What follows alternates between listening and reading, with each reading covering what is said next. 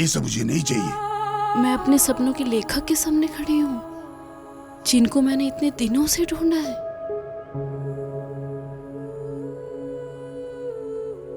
नेहा, तुम, ये लोग कौन है? सर, वो सुहाना सबरीना है। ये चैनल 27 की क्राइम रिपोर्टर है। Yes sir. और ये हैं। सलाम अलैकुम सर। सर आप कैसे हैं? मैं शायन। लेकिन तुम लोग इतनी रात में यहाँ क्यों आए हो? कैसे आए हो? सर, हम आपको इब्राहिम खलीद के हाथ से छुटकारा दिलवाना चाहते हैं। हम लोग देश को असली लेखक के साथ परिचय करवाना चाहते हैं।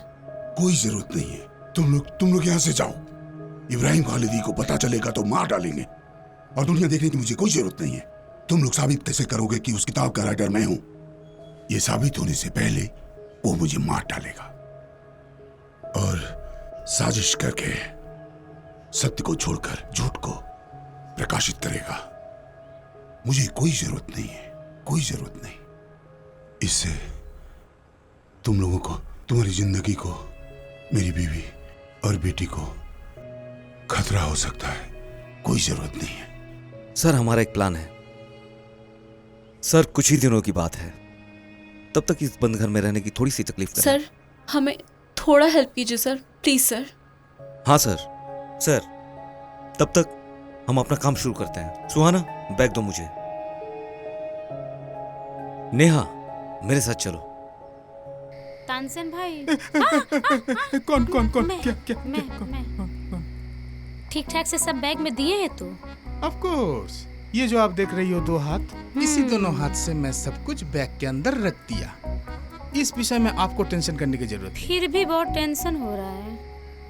अगर हम लोग पकड़ा गए तो कितना बड़ा प्रॉब्लम हो जाएगा, आप समझ रहे हैं तो? हाँ, दिखने से पकड़े भी जा सकते हैं। असल में इस विषय में नारियों की प्रतिभा बहुत ही कम है।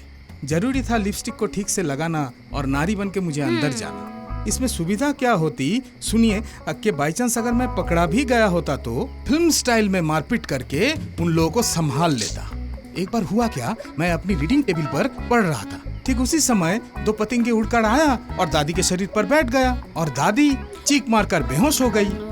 फिर मैं फिल्म स्टाइल में उड़कर, स्टॉप, आहिस्ता, धीरे, कोई सुन लेगा। आपका जो कितना प्रतिभा है वो मुझे पहले ही पता चल गया। छूने से ही चिल्ला दिए। क्या निश्चल व्यक्ति, शाम की रोशनी जैसी व्यक्तित्व। अब वो मेरी तरफ प्यार से देखेंगे और बैठने को कहेंगे। ए लड़की, हाँ? तुम खड़ी क्यों? बैठ जाओ प्लीज। Thank you sir. आपके सामने बैठने की हिम्मत या शक्ति कुछ भी नहीं है। बैठ जाओ प्लीज।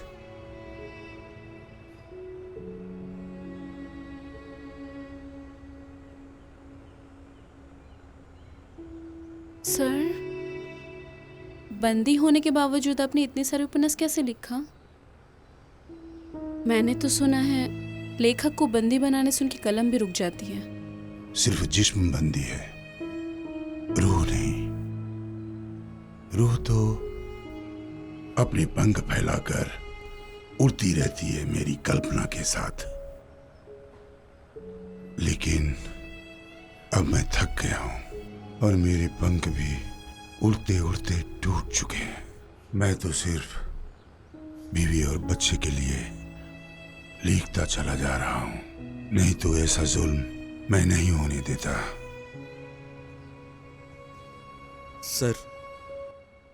सर तो क्या आपकी इस हालत का असली जिम्मेदार वही शाहनवाज है?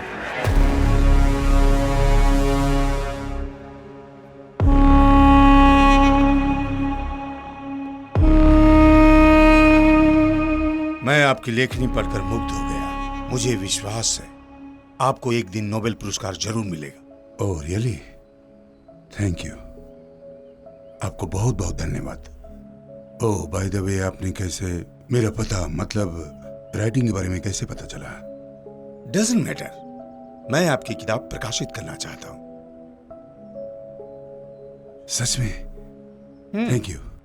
असल में मैंने प्रकाशक के दरवाजे का बहुत चक्कर लगाया है, लेकिन नया लेखक हूं इसलिए मेरी किताब किसी ने नहीं छापी। मेरे विचार पाठकों तक पहुंचेगी। आपके विचार आपके पाठक तक पहुंच जाएंगे, लेकिन आपके नाम से नहीं।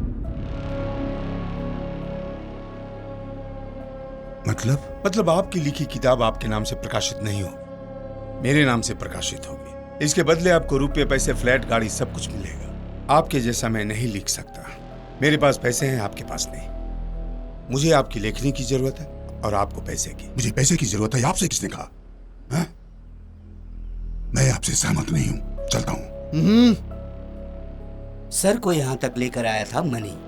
मनी शाहनवाज का आदमी है। मनी जानता था इब्राहिम खालिदी को लेखक बनने का सपना है। रुको रुको रुको, अंदर चलो अंदर चलो अंदर चलो।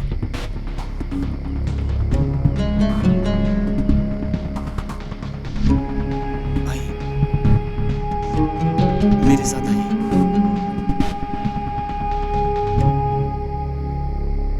धीरे धीरे, आवाज मत कीजिए। आइए आइए आइए।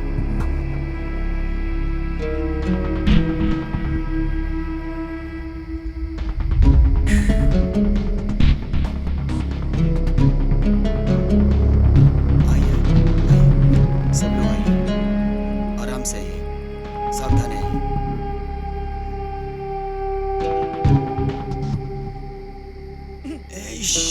सावधान है। दीदी दीदी गाड़ी में चलो।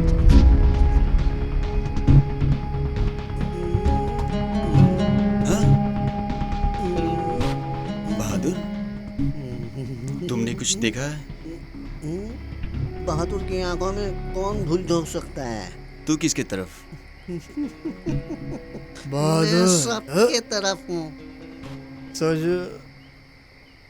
सजल जी जी भाई। सजल कौन? कहाँ गई? कौन? परी।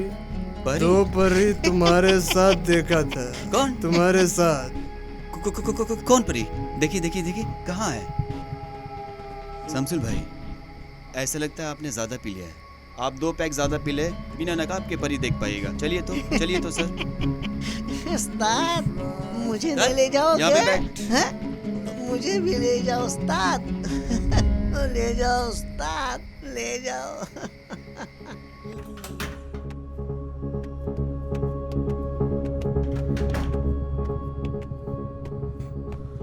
सर,